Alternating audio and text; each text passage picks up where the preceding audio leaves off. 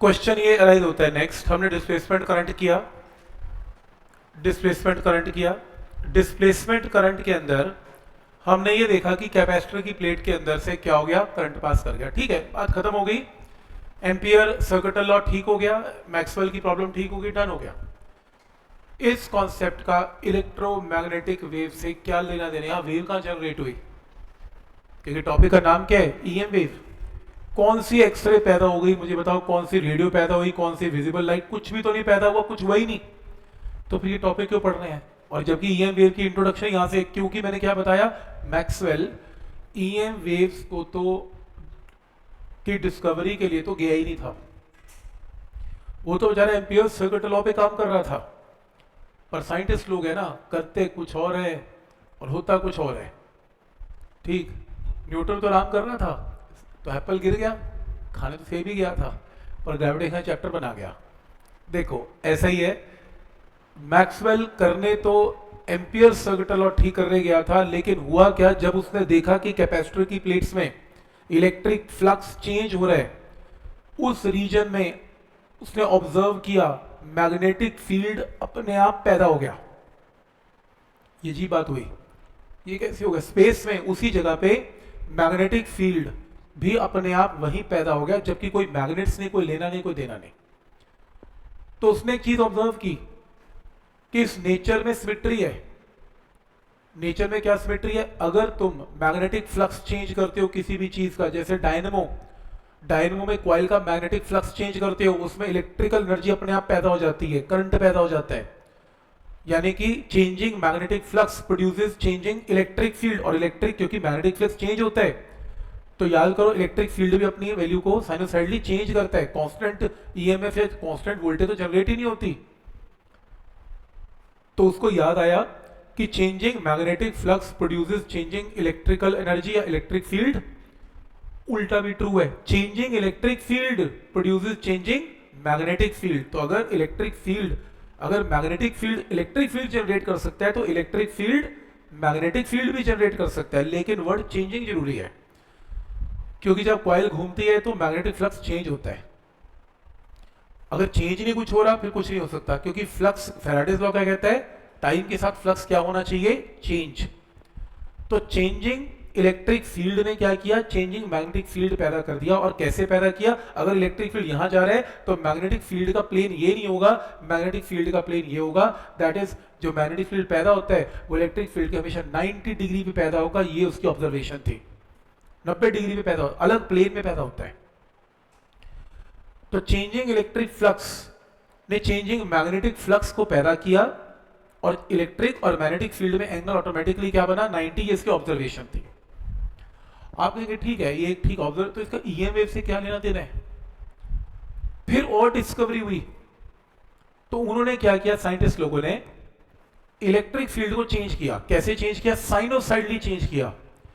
जैसे यहां पे इलेक्ट्रिक फील्ड किया 1 2 3 4 5 4 3 2 1 0, फिर यहां कर दिया 1 2 3 4 5 3 2 1 0। यानी कि इलेक्ट्रिक फील्ड कभी बढ़ाया कभी घटाया साइनोसाइडली। साइन कब होता है, तो उन्होंने देखा कि इलेक्ट्रिक फील्ड इस रीजन में अगर साइनोसाइडली बढ़ रहा है और घट रहा है तो मैग्नेटिक फील्ड भी अपने आप पैदा हो गया। और मैग्नेटिक फील्ड इलेक्ट्रिक फील्ड के साथ 90 डिग्री में पैदा हुआ, और क्योंकि इलेक्ट्रिक फील्ड साइनोसाइडली चेंज हो रहा है तो मैग्नेटिक फील्ड जो पैदा हुआ वो भी साइनोसाइडली चेंज होता दिखाई दिया, ऐसा।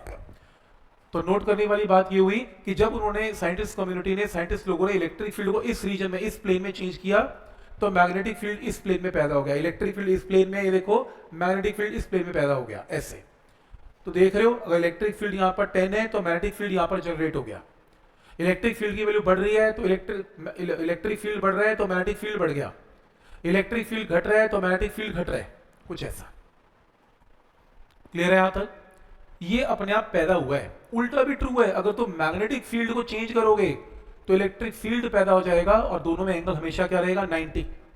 ये ऑब्जर्वेशन आई, बस शुरू तो कैपेसिटर से हुआ था, फिर और एक्सपेरिमेंट हुए, साइनोसाइडली इलेक्ट्रिक फील्ड को ट्रेवल करवाया, इस स्पेस में इलेक्ट्रिक फील्ड ट्रेवल करवा दिया साइनोसाइडली, और देखा साथ साथ मैग्नेटिक फील्ड भी अपने आप पैदा होता गया। तो अगर मैंने इलेक्ट्रिक फील्ड को यहां ट्रेवल करवा दिया, इलेक्ट्रिक फील्ड का मतलब इलेक्ट्रिकल एनर्जी को ट्रेवल करवा दिया, इलेक्ट्रोस्टैटिक एनर्जी को ट्रेवल करवा दिया, तो मैग्नेटिक एनर्जी अपने आप ही ट्रेवल करती हुई पहुंच गई। तो उस जगह पे यहाँ पे इलेक्ट्रिक फील्ड भी ट्रेवल कर गया, मैग्नेटिक फील्ड अपने आप पैदा करके ट्रेवल कर गया, और दो दो एनर्जीज अपने आप वहां पहुंच गई, और एनर्जी का ट्रेवल करने को ही बोलते हैं इलेक्ट्रोमैग्नेटिक वेव प्रोपेगेट कर गई। तो इलेक्ट्रोमैग्नेटिक वेव में कोई मीडियम नहीं चाहिए, पता लगे कि डस्ट पार्टिकल उड़ रहे हैं, एयर के पार्टिकल उड़ रहे हैं, कुछ ना हो रहा, एनर्जीज ही ट्रेवल करने को बोलते हैं ईएमएफ ट्रेवल कर गई। तो एक्चुअल में इलेक्ट्रोमैग्नेटिक वेव ट्रेवल करने का मतलब इलेक्ट्रिक एनर्जी का ट्रेवल करना, इलेक्ट्रोस्टैटिक एनर्जी का ट्रेवल करना और मैग्नेटिक एनर्जी का भी ट्रेवल करना। तो इन एनर्जीज के ट्रेवल करने को बोलते हैं इलेक्ट्रोमैग्नेटिक वेव ट्रेवल कर गई। और इलेक्ट्रोमैग्नेटिक वेव कैसे ट्रेवल कर गई? इस डायरेक्शन में। तो सबसे इंपॉर्टेंट प्रॉपर्टी देखी गई कि अगर इलेक्ट्रिक फील्ड इस प्लेन में चेंज हो रहा है, मैग्नेटिक फील्ड इस प्लेन में चेंज होगा और पैदा भी अपने आप हो जाएगा। तो इलेक्ट्रिक फील्ड ऐसे है तो मैग्नेटिक फील्ड ऐसे, तो वेव की प्रोपगेशन ऐसे है। ये दोनों फील्ड कैसे ट्रेवल करेंगे? ऐसे। तो बड़ी इंपॉर्टेंट प्रॉपर्टी देखी गई कि जब ये एनर्जीज ट्रेवल करती हैं तो electric, magnetic and wave propagation are always at an angle of 90, ये तीनों हमेशा 90 डिग्री पे होते हैं। तो अगर इलेक्ट्रिक फील्ड इस प्लेन में चेंज हो रहा है, मैग्नेटिक ऐसे पैदा होगा, दोनों एनर्जीज ऐसे ट्रेवल करेंगी। ये बड़ी इंपॉर्टेंट प्रॉपर्टी है। तो किसी भी ईएम वेव के चैप्टर में ये बड़ा कॉमन डायग्राम है, आप देखोगे ये कैसा डायग्राम है, यही डायग्राम है कि इलेक्ट्रिक फील्ड देख रहे हो, ये चेंज होता जा रहा है, मैग्नेटिक फील्ड अपने आप पैदा होता जा रहा है इस प्लेन में, और ईएम वेव ऐसे ट्रेवल होती जा रही है। ये है discovery of EM wave. Maxwell को लगता था, मैक्सवेल को तो लगा था कि अगर आप ऐसा करेंगे तो ऐसा होगा। उसने अभी तक एक्सपेरिमेंट करके प्रूव नहीं किया था। साइंटिस्ट को तो पहले लगता है ना कि मैं सही कर भी रहा हूं, गलत कर रहा हूं। उसको लगता था अगर मैं ऐसा करूंगा तो ऐसा ठीक हो जाएगा, लेकिन वो इस एक्सपेरिमेंट को कभी कर नहीं पाया, वो कभी दुनिया को दिखा नहीं पाया कि ऐसा सच में सही था। इसके काम को पढ़ा हर्ट्स ने, और उसने लैब में पहली बार 1865 में ईएम वेव को इसके प्रिंसिपल पे पैदा करके दिखाया, और सच में एनर्जी यहां से रूम के उस कॉर्नर तक गई। तो लोगों को मानना पड़ा कि ये थ्योरी बिल्कुल सही थी, और उसने सच में साइनोसॉइडल इलेक्ट्रिक फील्ड पैदा किया, और उसने देखा मैग्नेटिक फील्ड अपने आप पैदा हुआ और दोनों की दोनों सामने ट्रेवल कर गई, और लैब में उसे करके दिखाया। तो ये एक्सपेरिमेंट एकदम सही था, और ये थ्योरी आज भी पढ़ी जा रही है, इसका मतलब सही है। पॉइंट समझ में आ रहा है यहां तक? तो यहां से कहां से एक्सपेरिमेंट स्टार्ट हुआ? डिस्प्लेसमेंट करंट से। और देखो कहां इसकी जो है चीजें आ रही हैं। तो ईएम वेव ऐसे जनरेट हुई पहली। तो मैंने बता दिया ये सारी कहानी से मैक्सवेल को पता लगा 1865 में, theoretical study not experimental, theory बता रहा है, ऐसा लगता है मुझे ऐसा हो जाएगा। और उस केस में there is a great symmetry in nature.